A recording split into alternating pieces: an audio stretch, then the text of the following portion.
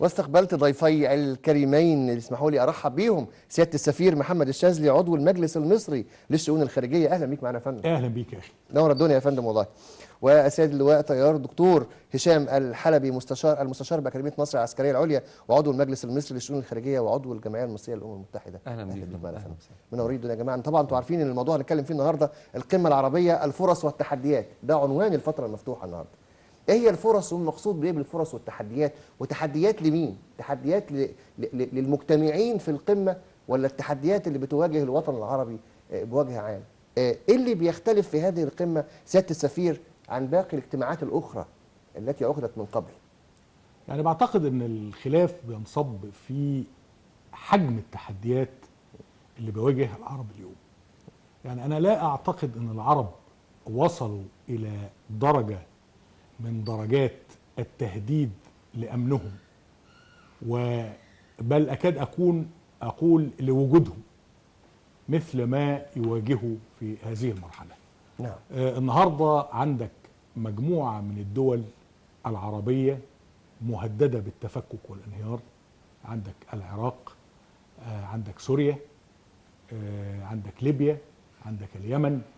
يعني 4 دول ذات وزن وذات ثقل وذات موقع جغرافي واستراتيجي متميز، بتواجه حالة من الانقسام وحالة من الاقتتال الداخلي اللي صار ينصب على جيرانها وعلى الإقليم العربي بشكل عام. عندك تهديدات خارجية وانتهاكات للإقليم العربي غير مسبوقة. احنا شفنا النهارده قوات تركية دخلت إلى سوريا بدعوى أنها تشيل قبر قائد تركي تاريخي. بنرى إسرائيل بتنتهك غزة أكثر من مرة وتدمرها، وطائراتها بتقصف سوريا وبتقصف السودان. حلف شمال الأطلنطي بيتدخل في ليبيا وبيتدخل في العراق. يعني لم نرى كم من الانتهاك للإقليم العربي وانتهاك للأمن العربي وانتهاك للسيادة العربية مثل ما نرى هذه الأيام. وأتعشم أن تقوم القمة العربية الجديدة باستعادة ثقة المواطن العربي لفكرة التضامن العربي، وإلا هذا التضامن وهذه المؤسسة الكبيرة قد لا قدر الله تنهار تماما ويكون آخر مظهر من مظاهر الترابط العربي في ذمة الله. بيقولوا يا فندم ان السبب في عدم تفعيل قرارات القمة وعدم فاعلية كل هذه اللقاءات التي يعني تقترب من مواضيع الشجب والإدانة والاستنكار في كل اجتماعاتهم تقريبا، ان ميثاق جامعة الدول العربية محتاج لتغيير. هل الكلام ده سليم؟ أشوف الجامعة العربية نشأت سنة 45. نعم. لم يكن العرب في هذا الوقت هم العرب اليوم. يعني انت عندك النهارده قضايا كثيره لم تكن موجوده. قضيه فلسطين سنه 45 ما كانتش موجوده. قضايا الارهاب لم تكن موجوده. الوفره الماليه اللي موجوده في دول الخليج لم تكن موجوده. كان هناك استعمار في العديد من الدول العربيه. كان عدد الدول المؤسسه للجامعه العربيه 7 دول. النهارده احنا تجاوزنا ال20 دوله. نعم. يعني كل ده اتغير. التحديات التقنيه والعلمية اللي موجودة على الأرض النهاردة هائلة. يعني النهاردة إذا نظرت ما يحدث في الفضاء وما يحدث في مجال الطاقة وما يحدث في مجال الهندسة الوراثية، أين العرب من هؤلاء؟ يعني إحنا كان القومية العربية قامت على 3 محاور: ساطع الحصري، ثم حزب البعث، ثم الناصرية. وكان شعار حزب البعث: أمة عربية واحدة ذات رسالة خالدة.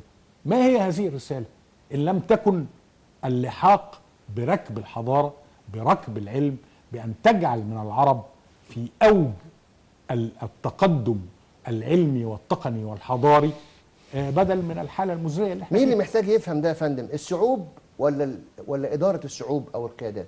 مين يعني محتاج يفهم ده؟ انا بعتقد ان اداره الشعوب والقياده بتنبع من الشعوب، واذا لم تكن الاراده تنبع من الشعوب فاذا هناك خلل في المنظومه.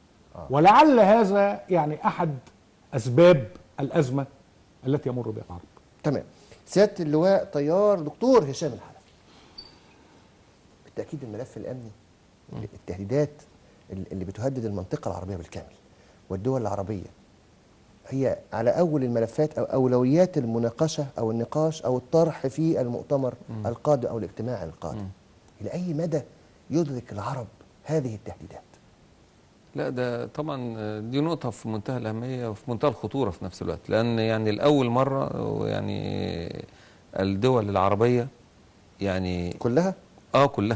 كلها ومفيش حد بعيد عن هذا التهديد تواجه خطر مباشر وقوي على الأمن القومي العربي. والمنطقة كلها معرضة لمشروع تقسيم، وده معروف يعني. وفي دول زي ما سيادة السفير قال خلاص يعني دي يعني الواحد بيقولها بكل أسى، وهي يعني خلاص في حالة انهيار ولا تستطيع إدارة شؤونها. مشكلة في هذه الدول اللي هي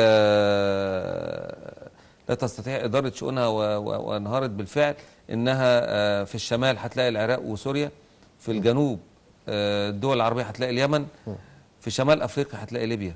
والكلام ده مقصود، لما تبص تلاقي توصل كده تلاقي في حزام ما بين هذه الدول كده، وده حزام يعني أنا بسميه حزام النار، اللي هو يعني لأن كل دولة حواليها مجموعة دول، مجموعة الدول دي متأثرة بالسلب بما يحدث في هذه الدولة يعني اليمن متأثر، السعودية ودول الخليج، ليبيا متأثرة، كل دول شمال أفريقيا. لو بصيت فوق في الشمال العراق وسوريا هتلاقي كل دول الأردن وشمال الخليج متأثر. فبالتالي الأداة الرئيسية في هذه المنظومة الإرهاب. والإرهاب هنا ليه سمة مختلفة تماما عن الإرهاب اللي قبل كده. أولا هو إرهاب عابر للحدود، ملوش حدود. النقطة الثانية في الإرهاب إنه له دعم داخلي وخارجي. يعني لما تقرأ إن داعش في العراق دخلها يوصل 3 مليون دولار في اليوم من بيع النفط بأسعار بخس وخطف الأجانب والسطو على بنوك وما شابه، الفلوس دي كلها ده بتتحول لسلاح وتتحول إلى دعم لجماعات أخرى. النقطة الثانية اللي بيتسم بها الإرهاب في المنطقة إنه في تنسيق بينه وبين بعض ومبايعة. يعني احنا شايفين ان بوكو حرام بتبايع داعش.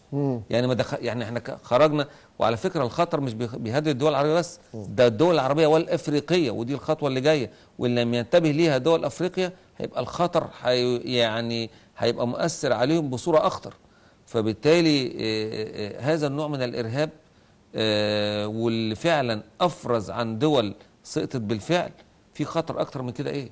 فالدول فالقمه العربيه قدام هذا الملف وقدامها الحل، عشان برضه احنا ما نقولش ملفات او تهديدات ليست لها حلول. الحل في منتهى البساطه وفي منتهى القوه وفي منتهى الوضوح، قوه عربيه مشتركه تواجه هذا الخطر الموجود في الدول العربيه. كلنا بصراحه بنطالب بده، يعني احنا كشعوب على مستوى الوطن العربي كلنا بنطالب بده. يعني الى اي مدى قد يتم الاستجابه لهذا المطلب في القمه القادمه؟ والله انا اتعشى من يبقى استجابه بصوره عاليه، لان الموضوع يعني لما هنخش بقى احنا قلنا خلاص ان يعني تكوين قوه عربيه مشتركه ده مطلب يمكن شعبي قبل ما يكون مطلب من الحكومات.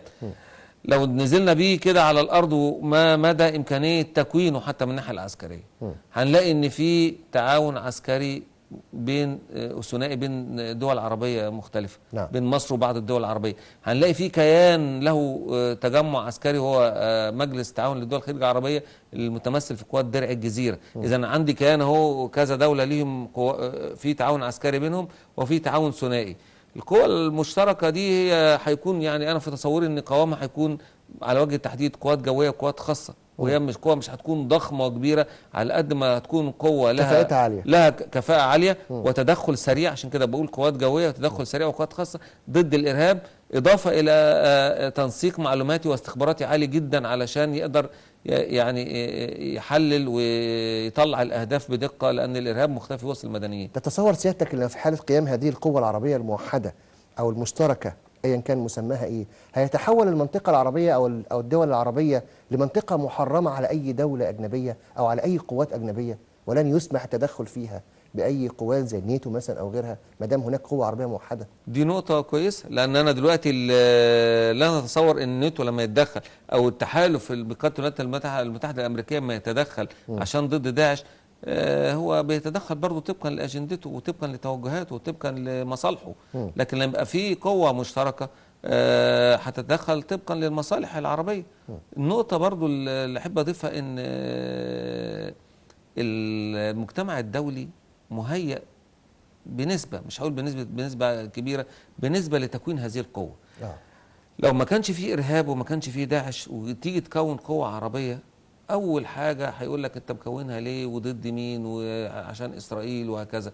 لكن وجود داعش، طب ما هو في تحالف دولي بقيادة أمريكا بيحارب داعش، طب ما أنا هحارب داعش اللي في ليبيا ده نفس المسمى، يعني مش هيبقى فيه مسمى آخر. الجماعات الإرهابية اللي موجودة معروفة تماما، فبالتالي في يعني هيبقى عدم ممانعة من المجتمع الدولي لتكوين هذه القوة. ولما شفنا حتى لما ضربنا داعش في ليبيا، يعني في الدول اللي هي كانت يعني سكتت على مضض لكن ساكتة، في بعض الدول اللي كانت مش عايزة يعني لأنه حق أصيل حق أصيل لمصر إنها تعمل خارج حدودها بقوة مسلحة عشان تضرب الأهداف اللي هي بتاعت جماعات إرهابية.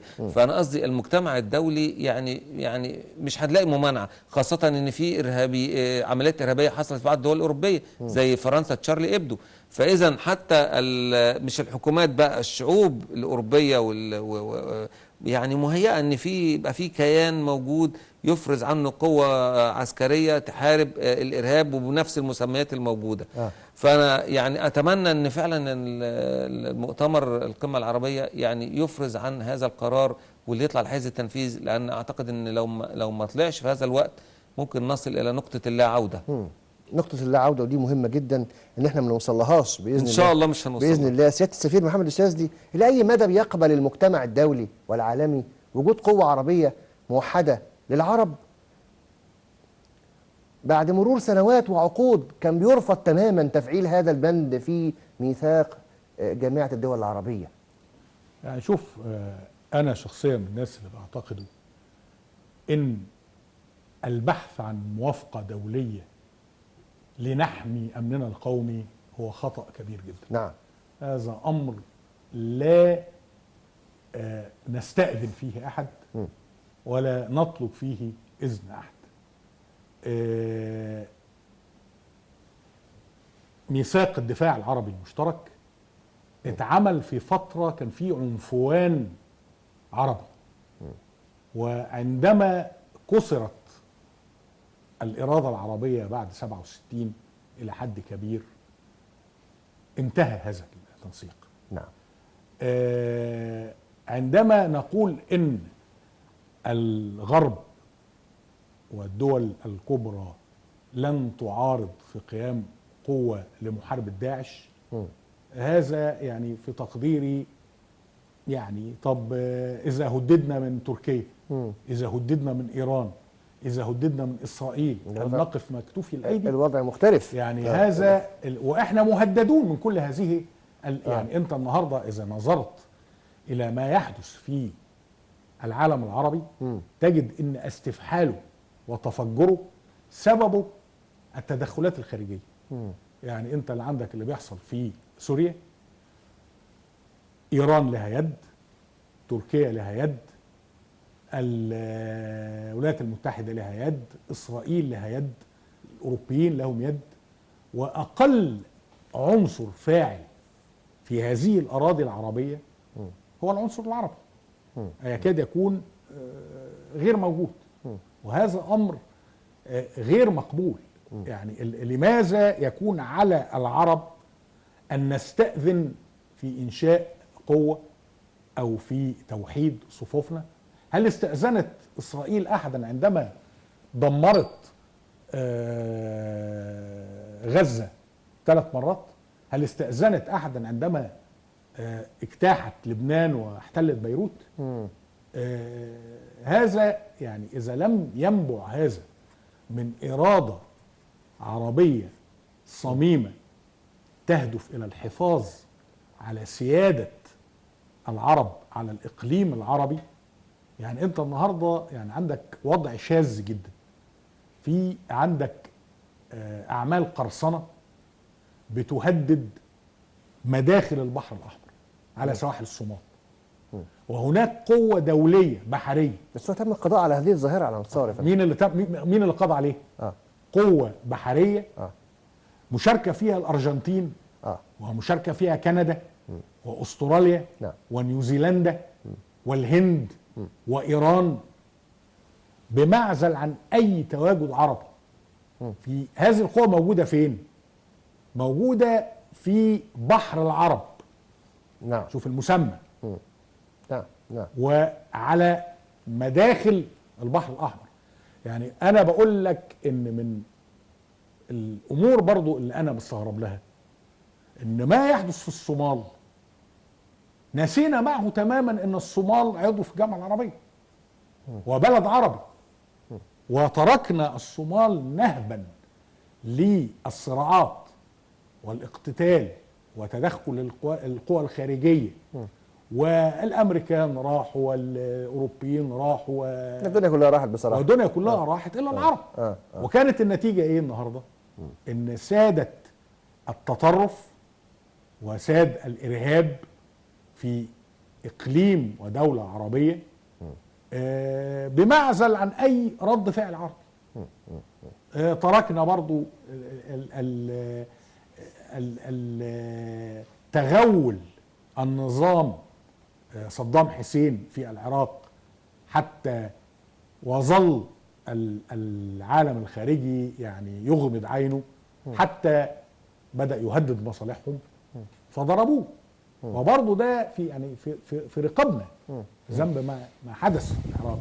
نعم. ان لو كان ولكن ده بعض الدول يا فندم ده بيكون مجرد توازنات. يعني مثلا ما تتوقعش مثلا ممكن يكون في نوع من الموافقة أو الموائمة للإرادة القطرية في الاجتماع القادم مع بعض المجريات أو بعض القرارات اللي ممكن تتخذ، لأن في بعض الدول حتى وقتنا هذا بترى أن من مصلحتها أن يبقى الوضع كما هو عليه لهدف أو لآخر.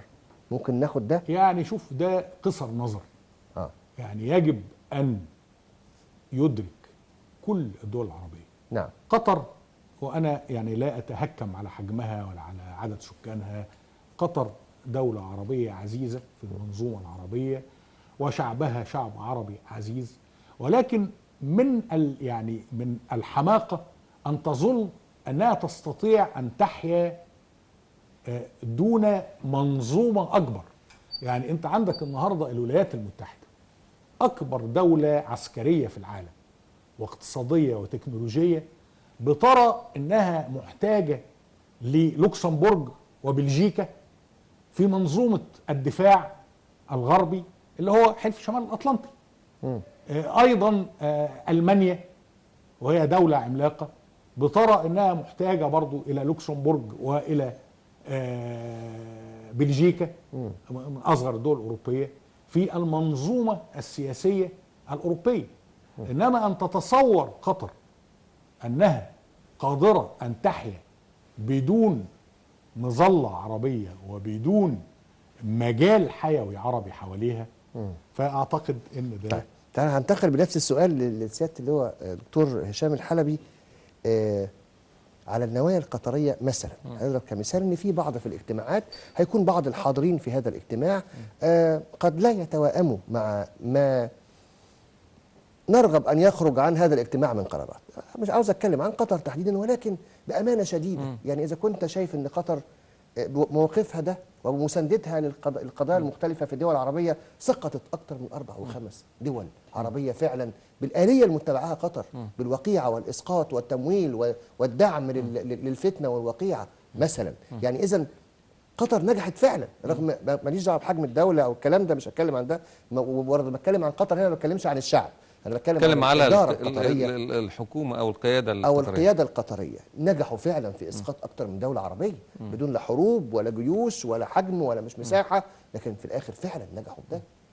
هو بص يا فندم، عشان نتكلم بصراحة شديدة، اتفضل. في لاعبين إقليميين في المنطقة منهم قطر وايران وتركيا واسرائيل. دول لاعبين اقليميين في المنظومه الدوليه، واللاعبين الاقليميين دول بينفذوا ادوارهم. نعم. وانا في تصوري، والواحد بيقولها ويعني برضو بكل الاسى، ان لن يتخلى اللاعبين الاقليميين عن ادوارهم، لان في مقابل. يعني انا بقوم بدور في مقابل. طب هذا المقابل، نوضح المقابل. هذا المقابل هذا المقابل صح او غلط او من وجهة نظرنا او كده، لكن هو في مقابل. هي شايفه انها ضمن امنها القومي مرتبط اكتر تحت المظله الامريكيه، امن. صح او غلط. موجوده بالخلافه العربيه. ايوه، ده موضوع ده يعني نختلف عليه معاهم، لكن ده قناعه موجوده ولاعبين اقليميين. وانا يعني شوف حجم الضغط اللي اتضغط عليهم من دول الخليج علشان يعني ينهجوا نهج يعني معتدل، ووعدوا يمكن في بعض الوعود، لكن بعد كده يعني لقينا هذه الوعود ما خدتش اتجاهها الصحيح. مش عارف افتكرت يا فندم وعد بلفور وعد من لا يملك يمكن ده لا يستحق. يمكن ده تنفذ، لكن وعد من انا لا يملك لا يستحق. لكن طبعا دول لاعبين اقليميين. انا في تصوري ان في المستقبل القريب لن يتخلوا عن ادوارهم، وبالتالي سواء القمه قالت ان في قوه عربيه مشتركه، ممكن تتكون من عده دول، مش لازم كل الدول العربيه. يعني في دول ممكن تبقى هذه القوه تتشكل منها وتصون امن هذه الدول، وتبقى موجهه للارهاب اللي في هذه الدول.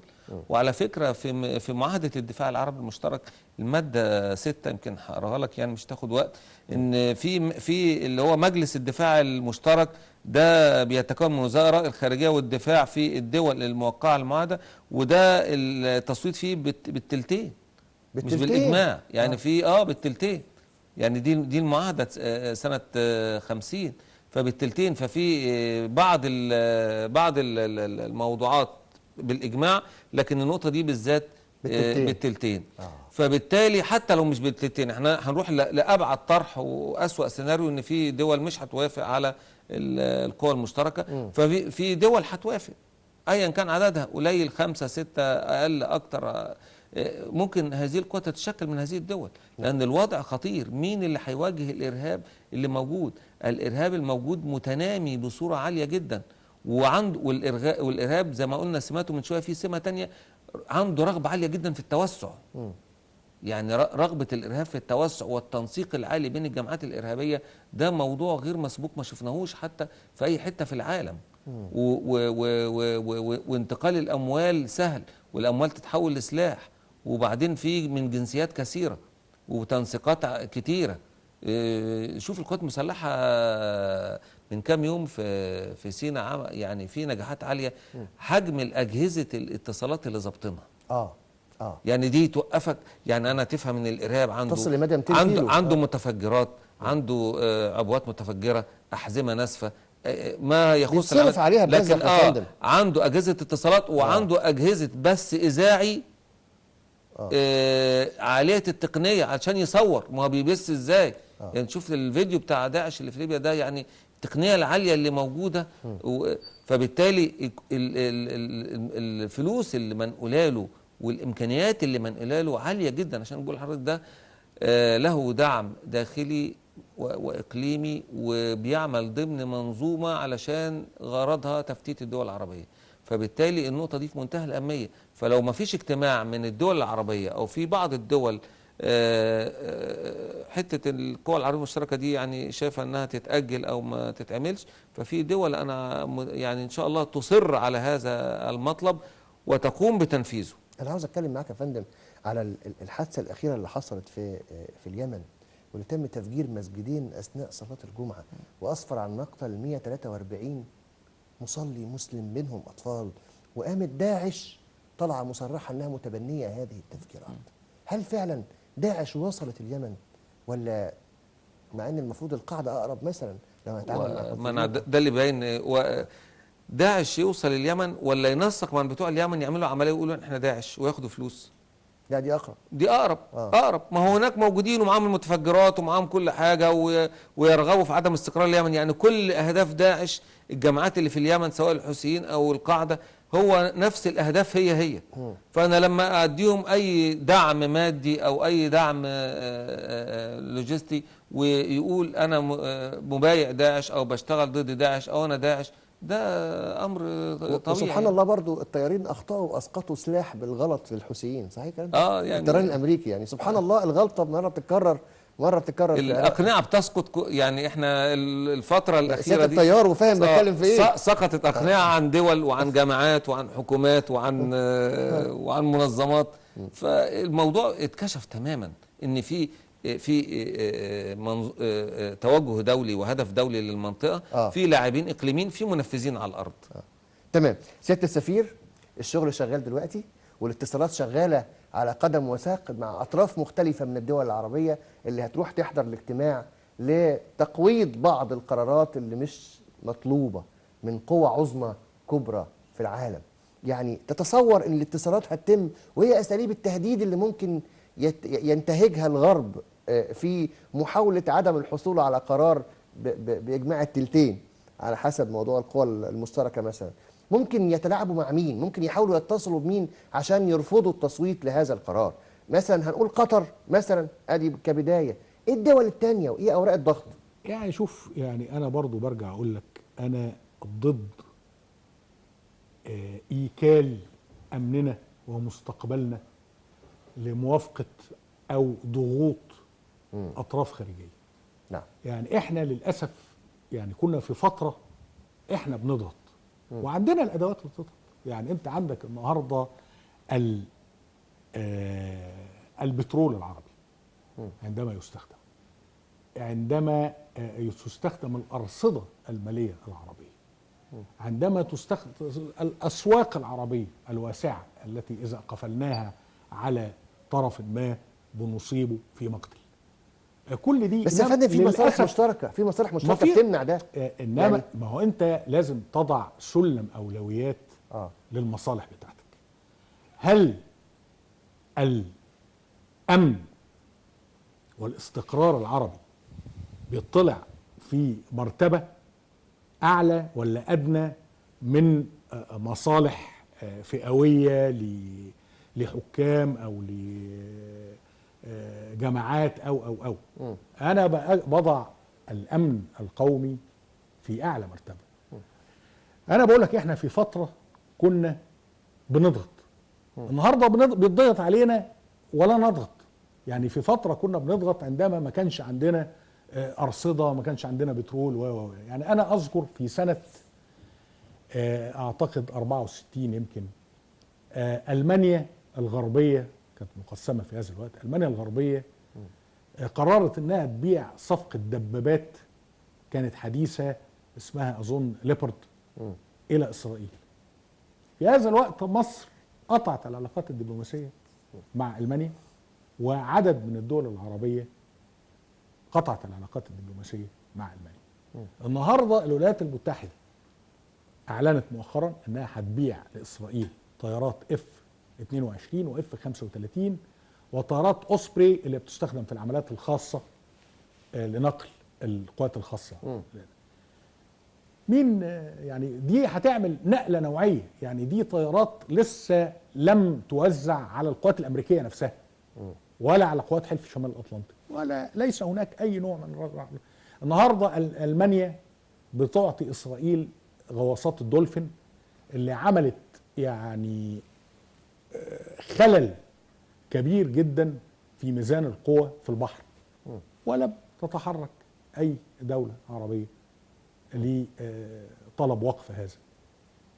الولايات المتحده بتعلن بلا مواربه انها ملتزمه بالتفوق النوعي الاسرائيلي، ولم نعترض على هذا. جون كيري يا فندم اخطا في كلمته في الفطار يعني لما كان موجود، قال لك لابد ان نلتزم ده فرويد بيسمى ده، يقول لك فرويد سليب يعني عارف. فكل دي يعني اذا كنا يعني ما بنضغطش يبقى على الاقل لا نقبل الضغط. فلان الامن القومي امر لا يمكن ان توكله الى طرف خارجي يوجهك ماذا تفعل وماذا لا تفعل. إذا بدأنا بهذه الحقيقة وبهذه النية، أعتقد إن احنا نكون قد خطينا. يعني أنا في يعني لفظ بيستفزني جدا، أنا بقول لك أصلا احنا خدنا ضوء أخضر من أمريكا، ولا خدنا ضوء أخضر من هذا. يعني أنا بقول لك يعني يمكن يجي البنتاجون يتكلم عن الضربة المصرية لدارنا لداعش هناك للجماعة الإسلامية، يقول لك ما عندناش أي معلومة عنها، هو مش المفروض ولم يتم استئذاننا ولم يتم ليس من المطلوب أن نستأذن، وليس من المطلوب أن نعلمهم، وليس من المطلوب أن ننسق معهم. إنما إحنا فتحنا هذا الباب، العرب جميعا للأسف، طوعية تطوعا. يعني دول عربية تشترك مع حلف شمال الأطلنطي في قصف ليبيا أيام الإسقاط القذافي، دول عربية يعني لا ما ينفعش. تمام. لا نحمل فواتير لأحد أو لا أحمل فواتير لأحد، دي كلمة السيد الرئيس عبد الفتاح السيسي لما تولى المسؤولية، وفعلا انطلق من هذا المفهوم بالاتصال شرقا وغربا وشمالا وصولا لروسيا والصين وغيرها. أليس الآن الوضع العربي وتهديد الأمن القومي العربي يسمح للسيد الرئيس عبد الفتاح السيسي أو للقيادات العربية الموجودة بتمويل عربي كبير لإعادة التسليح؟ احنا نقول دلوقتي احنا داخلين على سباق تسلح، ده بيحصل فعلا. احنا بنسلح، بنجيب طيارات، بنتفق مع روسيا على حاجه، بنلاقي امريكا عوارض اسرائيل بشبيهه ليها او باقوى منها. بقى في نوع من سباق التسلح. يعني دلوقتي هو الى اين يؤدي هذا السباق من التسلح؟ الى اين يؤدي؟ سباق التسلح هو موجود منذ فتره طويله، منذ نشأة اسرائيل تقريبا يعني. ودايما هتلاقي سباق التسلح ده، هتلاقي التقنيه لصالح اسرائيل. واحنا بنتكلم على عمليات عسكريه او على حرب او على كفاءه قتاليه حتى. السلاح هو احد عناصر المنظومه وليس كل المنظومه. وما ننساش ابدا ان في 73 احنا حاربنا وانتصرنا، وكان سباق التسلح او التسليح لصالح اسرائيل مش لصالحنا. يعني احنا هديك مثال واحد بس عشان برضه ما يبقاش الكلام نظري. احنا كنا بنحارب بطائرات الجيل الاول والثاني، الميج 17 والميج 21، وكان عند اسرائيل طائرات الجيل الثالث الفانتوم والسكاي هوك، والعمليات الجويه كلها كانت لصالح مصر، واسقطنا العديد من الطائرات. ده على مثال، لكن القوات المسلحه كلها يعني كانت السلاح اللي فيها كان اقل كفاءه كسلاح من اللي عند اسرائيل، ومع ذلك انتصرنا على اسرائيل. فاحنا لا نقلق من سباق التسلح. الفرد المقاتل هو الاساس مش السلاح. الحقيقه دي موجوده واثبتت حقيقتها مع العمليات الموجوده، مع الحروب الموجوده في التاريخ. النقطه اللي حضرتك اثرتها هي نقطه مهمه قوي، تحرير القرار المصري. والقرار المصري من 30/6 قرار حر، وبالتالي ده تمثل في حاجات كتيرة جدا، في التحرك شرقا وغربا، في ضرب داعش، مش محتاجين نستأذن من حد، وبالتالي ورفض المشاركة في التحالف الدولي، لا احنا اشتركنا في التحالف الدولي لكن بدون قوات، بشكل مخابراتي او معلوماتي. وده وضع طبيعي. انا شايف ان النموذج المصري خاصة منذ زمن طويل يعني بيتم محاكاته من المنطقة العربية والافريقية بالكامل. من 52 احنا عملنا ثوره، هتلاقي ثورات التحرك كلها حاكت الثوره ومحاكاه افريقيا كمان وافريقيا. في 25 يناير نفس الشعارات كانت بتتقال في اليمن بعدينا. الشعب يريد اسقاط النظام. فانا شايف صوره القرار المصري وشكله وتحرره وانطلاقه ده هيتم محاكاته. يعني انا شايف ان الدول العربيه، يعني اتمنى ان شاء الله ان الكلام ده هيبقى في القمه، مش لازم من كل الدول العربيه لكن من عدد لا باس به من الدول العربيه، وده عدد كويس وهيبقى نواه كويسه جدا لقوه مشتركه. ان لم تكن من كل الدول فمن بعض الدول لم يكن عليها اجماع، او حتى من اقل من التلتين، فبرضه هيبقى في بعض الدول وهتبقى نواه لهذا الموضوع. لان مفيش اختيار، يعني الخيار الاخر هو غير موجود. غير موجود يعني. وان شاء الله باذن الله يعني انا متعشم خير في القمه العربيه. الشعوب العربيه يا فندم يعني ضاقت ذرعا بالرخاوه وميوعه قرارات جميع الدول العربيه. الى اي مدى سياده السفير ممكن الرغبه الشعبيه او الاراده الشعبيه في رفضهم لميوعه قرارات جميع الدول العربيه في اجتماعاتها المختلفه انها تكون فعلا مؤثره وفعلا قادره على ان تخلي الجماعه الدول العربيه باعضائها ان هم يغيروا ميثاق الجماعه الدول العربيه ويتخذوا قرارات فاعله بقى تنفذ على على ارض الواقع، مش مجرد قرارات ممكن تطلع ويضرب بها عرض الحائط. لاي مدى الضغط الشعبي ممكن يؤثر عليه؟ يعني شوف هقول لك يعني حتى تستطيع ان تكون فعالا يجب ان يكون لديك ادوات الفاعليه. يعني انا بعتبر انك في انتهاكات كثيره حدثت نعم. في الاقليم العربي، واكتفت الجامعه العربيه بالشكب وبالادانه وبالتنديد والى اخر هذه السلسله من القاموس الهجائي. انت النهارده يعني لماذا هذا العجز؟ هذا العجز اولا لعدم وجود اداه. الاداه تتمثل في تقديري في قوه عربيه قادره على الردع. انت النهارده لما تبقى عندك قوه بترضع عدوك. يعني انا من الناس اللي عندي قناعه ان الجيش ليست مهمته الانتصار في المعارك، ولكن الجيش مهمته اساسا منع حدوث المعارك نتيجه لقوته ونتيجه تلويح لسيطرته. وكان رئيس الولايات المتحده تيودور روزفلت قال كلمه جميله جدا، قال لك تحدث بصوت خفيض واحمل عصا غليظه. فهي دي انت لا تحمل عصا غليظه وتتكلم بصوت جهوري. ما فيش حد في الدنيا يعني عارف بيهتف بشعارات وبيطلع اغاني حماسيه وقدنا، ولكن في نفس الوقت لا نحمل عصا غليظه. او لعلي برضو استطرد هنا اقول مش بس ما بنحملش عصا غليظه، احنا عندنا عصيان ولكن حتى عاجزين عن استعمالها. لان انت لما تنظر الى المنطقه العربيه تجد ان العرب اعتقد ان احنا يمكن من اكثر شعوب العالم انفاقا على التسليح، ولدينا ارقى انواع الاسلحه. يعني شوف مثلا طائرات الاف 15 الغير موجوده خارج حلف شمال الاطلنطي واسرائيل موجوده عند السعوديه. طائرات الاواكس اللي غير موجوده خارج برضو الولايات المتحده وحلف شمال الاطلنطي موجوده عندنا تاني. لا ما عندناش الوكس مش عندنا يا فندم؟ لا لا موجود الاي تو سي مشابه ليه. احدث دبابه قتال اللي هي الابرامز موجوده عندنا. ولكن السلاح في حد ذاته كما تفضل وقال سياده اللواء ليس هو يعني المنظومه الدفاع فيها اولا لازم يكون في عقيده ولازم يكون في جيش يتبع هذه العقيده. اسمح لي يا فندم، احنا عندنا اغلظ عصا موجوده في المنطقه العربيه او في العالم هو الجندي المصري. ما هو ده عصا ما حدش عارف هو ده السبب اللي جربوها ودقوها يا فندم. هو ده السبب اللي خلى الجيش المصري متماسك. يعني انت عندك لما جم الامريكان دخلوا العراق راحوا حلوا الجيش العراقي وبعدين جابوا شويه ناس لبسوهم كاكي وادوهم سلاح، واول مواجهه ليهم تركوا السلاح وطلعوا يجروا. لان ده مش جيش. الجيش لازم يكون مجتمع على عقيده وعلى قناعه وعلى فكره وطنيه.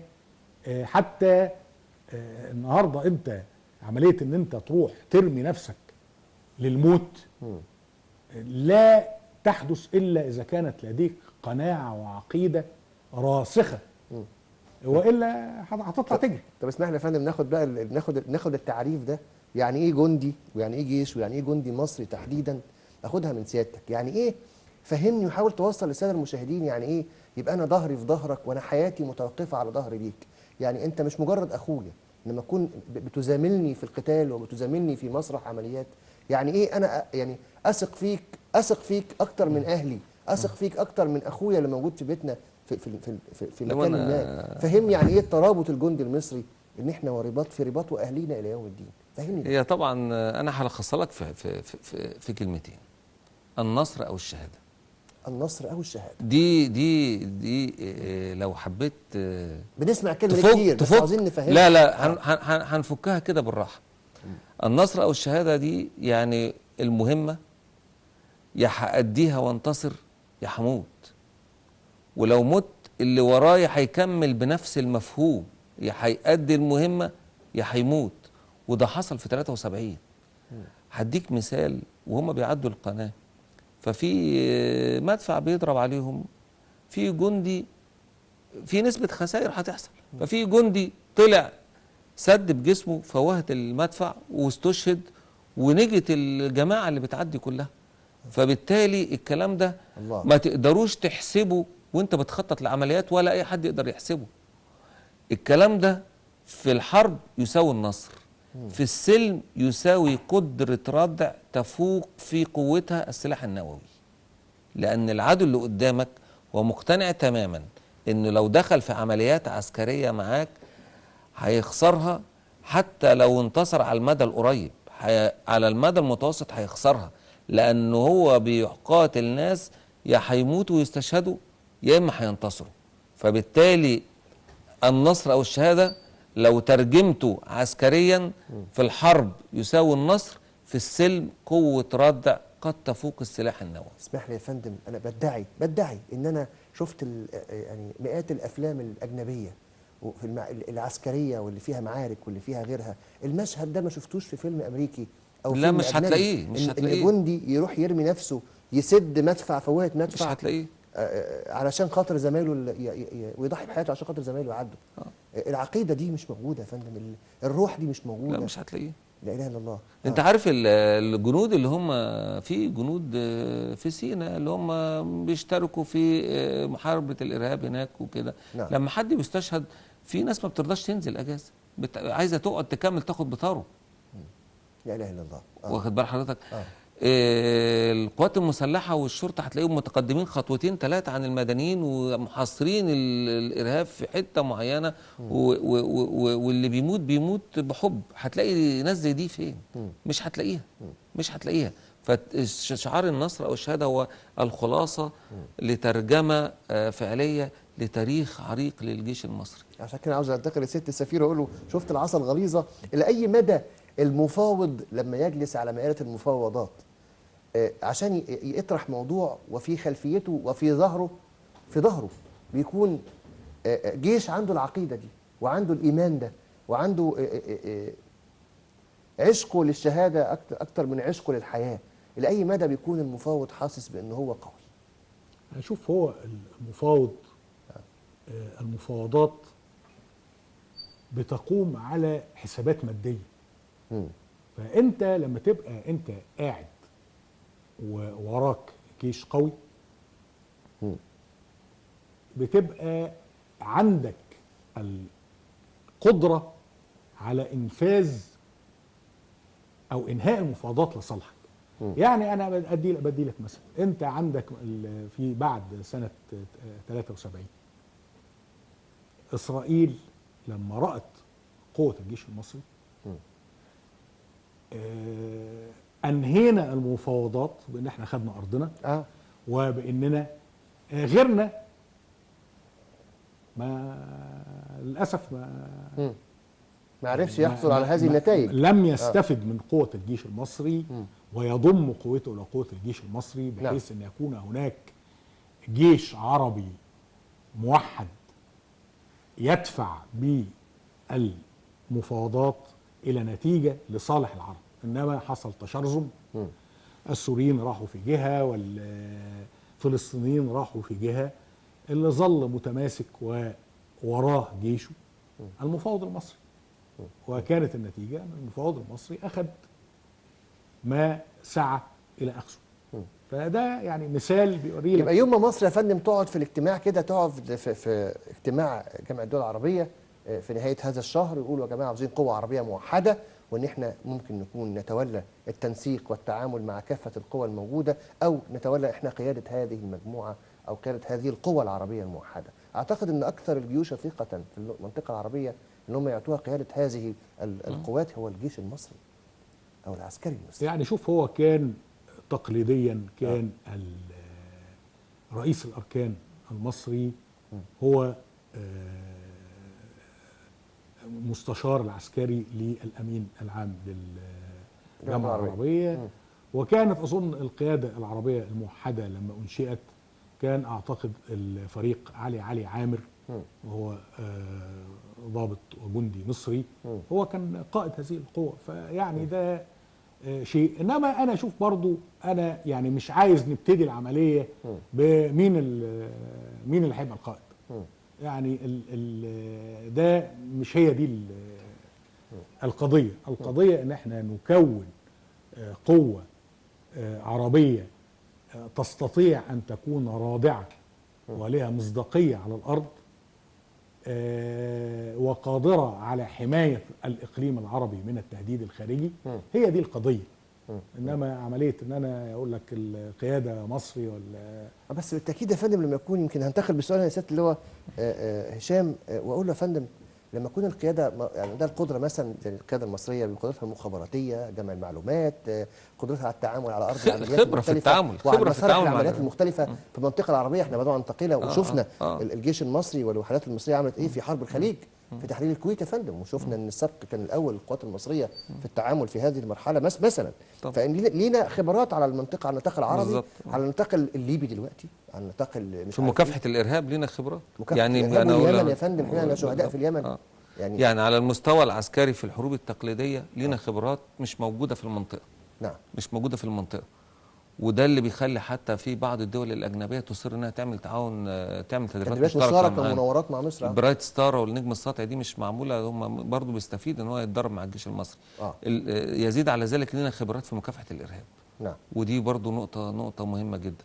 فبالتالي النقطه دي يعني بترجح ان مصر تقود هذه القوى المشتركه. وعلى فكره مصر كدوله هي اقل الدول ضررا من الارهاب دلوقتي. يعني الدوله يمكن اللي متسيطر على الارهاب فيها بصوره عاليه وصوره ايجابيه ومتناميه مصر. فبالتالي انا مش يعني انا القوه دي مش يعني هتكون لصالح دول اخرى اكتر ما هي لصالح مصر. في دول تانية يا فندم الارهاب هناك ممكن يسقط انظمه دلوقتي ما يقدروش يعملوه كده في مصر. لا ما يقدروش يعملوه، خلاص الموضوع مش ما يقدروش يعملوه. وبالتالي انا يعني مصر اقل الدول ضررا، وهي يعني بحكم ثقلها وفي الاقليم وفي المنطقه هي بتدعو الى هذا الموضوع. وانا شايف ان يعني ان بعد مؤتمر اقتصادي ناجح وجي معظم الدول العربيه ودول كثيره ومنظمات كثيره جت، فبالتالي يعني هذا المؤتمر برضه انا شايف انه يكون هو صحيح مؤتمر اقتصادي، لكن كان يعني شايف نجاحه ده يبقى نواه طيبه لنجاح القمه العربيه اللي جايه. بس انا يا فندم حاسس ان انا ما خرجتش منك كل حاجه، ما خرجتش من سيادتك كل حاجه. سياده السفير محمد الشاذلي كلمني على اف 15 في السعوديه، وكلمني على بعض منظومات التسليح. المفروض سيادتك كلمه اركان حرب طيار. طيب يعني لا اسال وانا طمني يا فندم على افتقدت على لا سعاده سفير. لا ازاي ما بيطلعش المعلومات بسهوله على فكره. لا كلمني على منظومه السياسه والعسكريه موجهين لعمله واحده طبعا. كلمني على الاسئله الحجيه اللي جايه من روسيا على الاس 300. كلمني على هل احنا ممكن ناخد الطيارات الجديده؟ لا احنا في مصر ال 135 ولا ايه؟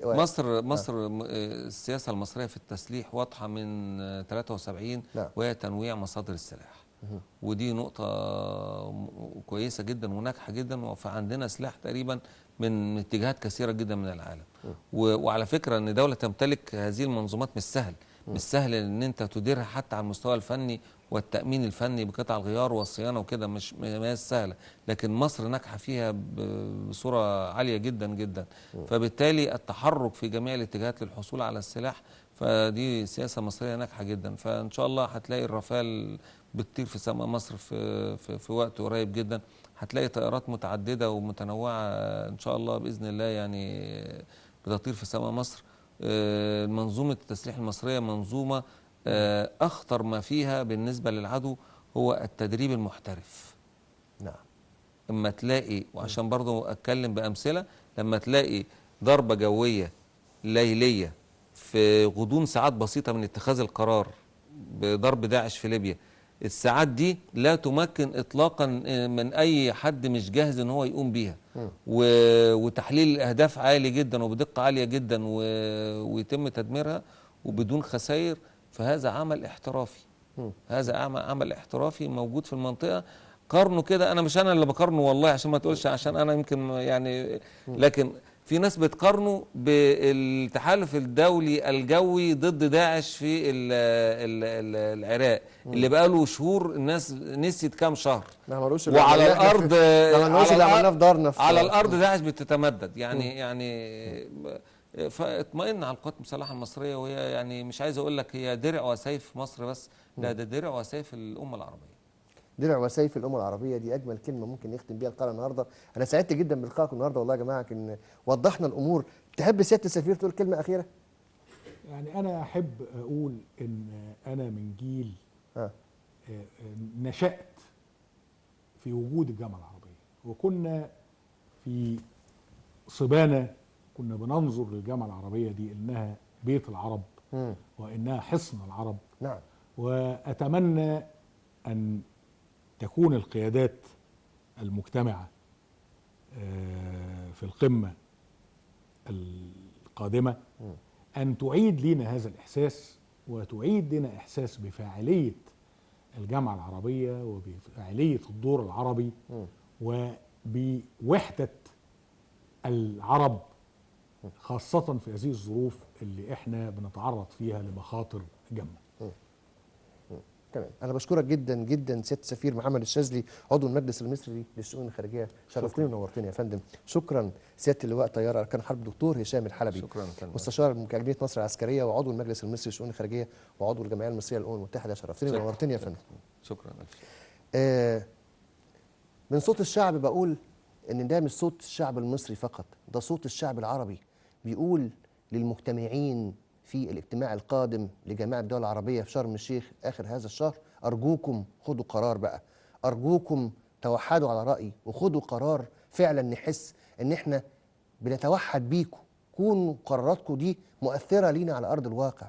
إحنا بنشوف يا جماعة تصرفات من الحكومة المصرية ومن الإدارة المصرية وزيادة الرئيس عبد الفتاح السيسي على المستوى الداخلي، قرارات فعلا فاعلة، فعلا اللي احنا عاوزينه بنلاقيه من رئيسنا، اللي احنا عاوزينه بنلاقيه من حكوماتنا. احنا عاوزين احنا كشعوب عربية نشوف منكم قرارات فعلا تكون مؤثرة على أرض الواقع وتنهي أو تساهم بصورة أو بأخرى ولو بصورة بسيطة في إنهاء هذا الوضع القائم، هذا الوضع اللي بنهدد فيه كلنا كأمة عربية في الأمن القومي بتاعنا. أو أمننا يا جماعة مهدد. يعني انتم منتظرين ايه اكتر من كده؟ منتظرين شهداء وقتلى ودول تسقط عربية اخرى اكتر من كده ايه عشان تاخدوا قرار واحد بقى؟